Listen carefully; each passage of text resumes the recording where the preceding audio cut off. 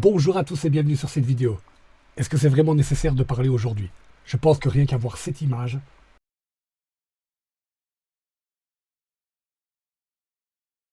vous aurez vite compris où on veut en venir. Le match d'aujourd'hui a été exceptionnel. Le match aller l'avait été tout autant.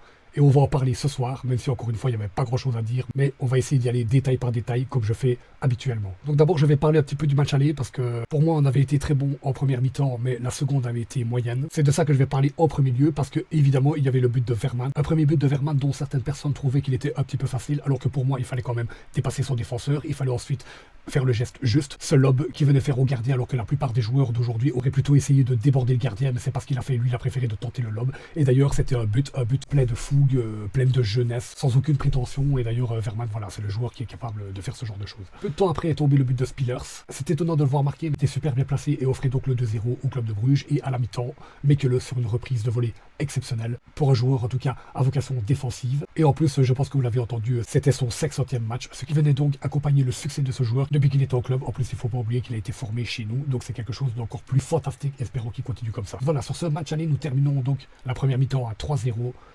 C'est là que j'ai envie d'un petit peu parler, car je pense que la deuxième mi-temps c'était pas bon.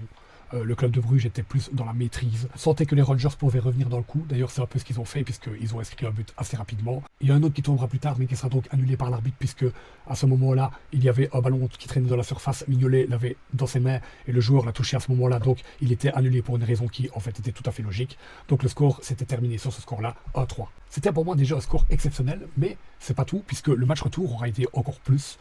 Un score auquel je pense que personne s'y attendait. La plupart des gens savaient que le club de Bruges allait se qualifier, mais pas de cette manière. Ils ne pensaient pas qu'ils allaient dérouler autant sur ce match retour. On ne pensait pas que ça allait se passer comme ça. Je voulais montrer la composition d'équipe, mais je pense qu'il n'y a même pas besoin d'aller jusque-là. Donc on va aller un petit peu plus loin dans ce débriefing. Ce match, on peut dire qu'il commence sur les chapeaux de roue, puisque à la 3e minute, il y a déjà cette faute de Migoma qui vient attraper Forbes d'une manière assez fautive, un petit peu brutale, hein, puisqu'il vient clairement prendre 2 joueurs par derrière. Il prendra la jaune sur cette faute-là. Et ça veut dire que l'arrière gauche est donc déjà sanctionné, ce qui met l'équipe un petit peu dans la barre. Mais ce n'est pas tout, car que quelques instants plus tard, c'est là que viendra enfin la première action dangereuse. Un excellent centre de Saïd arrivera dans la surface, Tressoli le reprendra de la tête et inscrira donc le premier but du club de Bruges à la 4e minute du match. Et donc nous voilà déjà extrêmement bien lancé dans ce match. On mène 1-0 alors que le match aller était déjà remporté, donc clairement l'équipe était en position de force.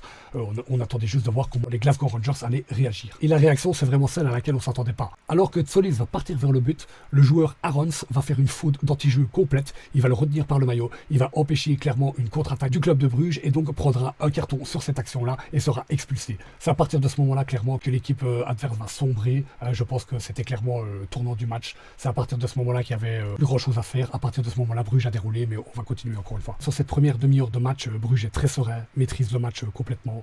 On voit que tous les ballons sont joués à fond et franchement, Bruges est tellement bon quand il est comme ça. Ça fait tellement plaisir de les voir jouer de cette manière-là. On espère vraiment que c'est ce qui va continuer dans cette Ligue des Champions. On espère que c'est le genre de prestations qu'ils vont amener dans la suite de cette compétition, car si Bruges est comme ça, je pense qu'ils vont faire peur à énormément d'équipes. À notre niveau, bien évidemment, je parle pas non plus de grosses équipes comme le Real Madrid, le Bayern Munich ou encore Paris Saint-Germain ou Manchester United. Je veux dire, voilà, encore des équipes une fois qui sont à peu près à notre niveau. Je pense que ces équipes-là ne seront pas sereines si jamais elles affrontent le club de Bruges demain. Surtout qu'à la 31e minute, il y aura donc une super frappe de Stankovic qui sera déviée par le gardien. Elle finira au corner et c'est sur ce corner qui va tomber le 2-0 puisque Van Aken va la reprendre de la tête et inscrira donc le but du club de Bruges, celui qui nous mettra complètement à l'abri dans cette rencontre-là. Et on commence à sentir de mieux en mieux. On se dit que ce match-là, si jamais le club joue de cette manière-là, ça va être un vrai défilé. Le corner qui sera donc repris de la tête de Van Aken, et ce que je voulais surtout noter, c'est sa détente incroyable, parce que franchement, elle était belle, il fallait la faire.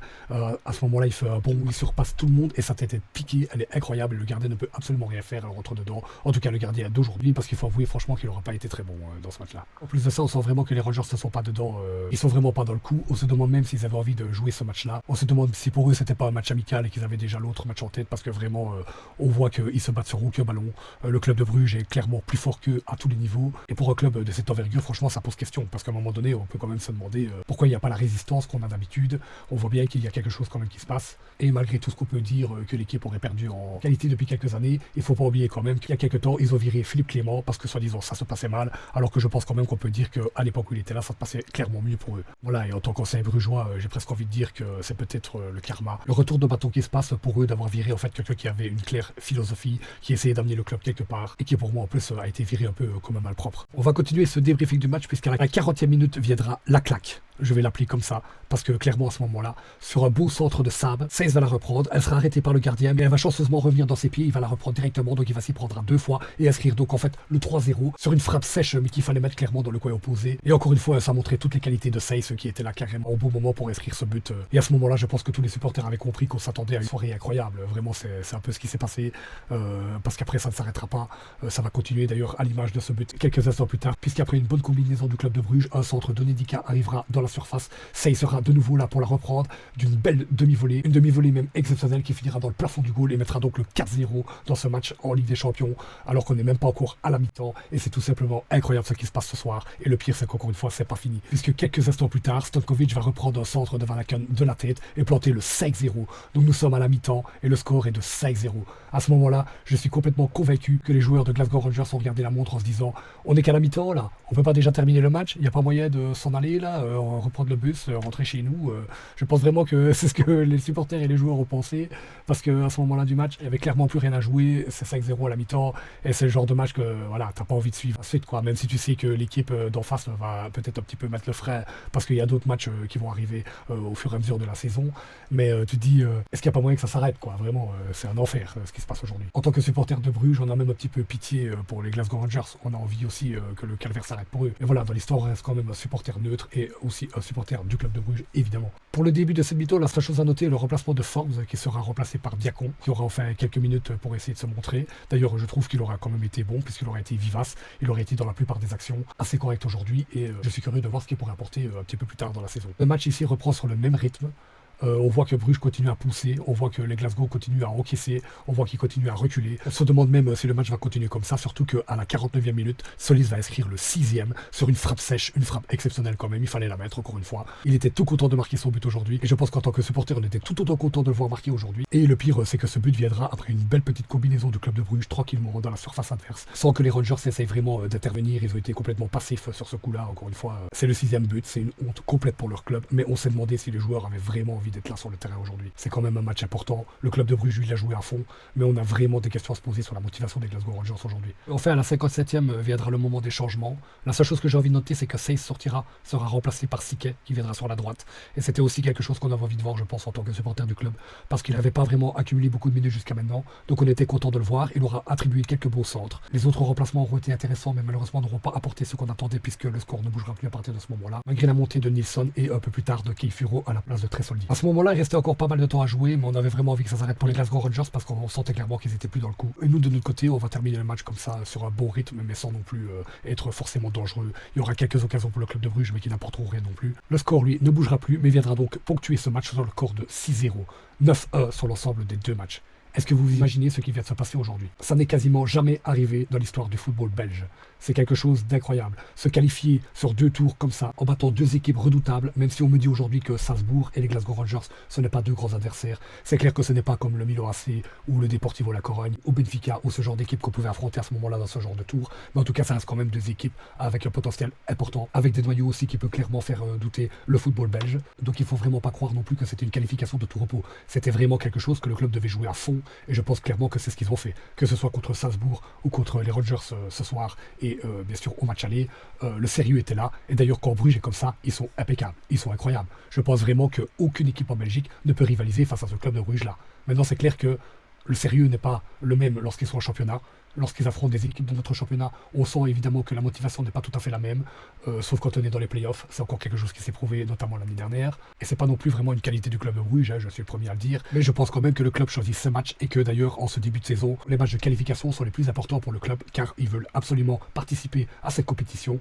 Et c'est quelque chose aussi d'intéressant pour le football belge. Car évidemment, pour le coefficient, ça reste très important qu'il y ait eu 2 équipes cette année en Ligue des Champions, puisque l'Union Saint-Gilles la jouera. Le club de Bruges a passé les 2 tours, donc la jouera également.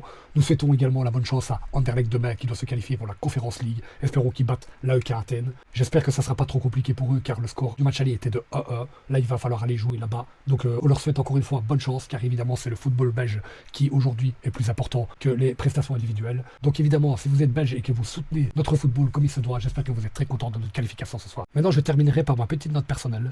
J'espère que je vais pas me répéter par rapport à ce que j'ai dit tout à l'heure. Mais en tout cas, ce qui est sûr, c'est que moi, quand je vois Bruges comme ça, je les trouve impeccables. Dans les pressings aujourd'hui, ils étaient très bons. Ils ont rien lâché. Ils étaient sur tous les ballons. Le pressing était là. La précision était là. On voyait des actions offensives. Défensivement, c'était très fort. Bon, évidemment, encore une fois, je pense que l'adversaire nous a beaucoup aidé aujourd'hui. Parce que c'est clair que s'ils avaient joué le coup à fond, peut-être qu'on n'aurait pas eu aussi facile que ça. En tout cas, encore une fois, l'expulsion a beaucoup aidé. Mais c'est clair que le club de Bruges, encore une fois, quand ils sont comme ça, ils sont impeccables. Moi, c'est comme ça que j'aime les voir jouer. On avait eu des doutes par rapport à ce début de saison.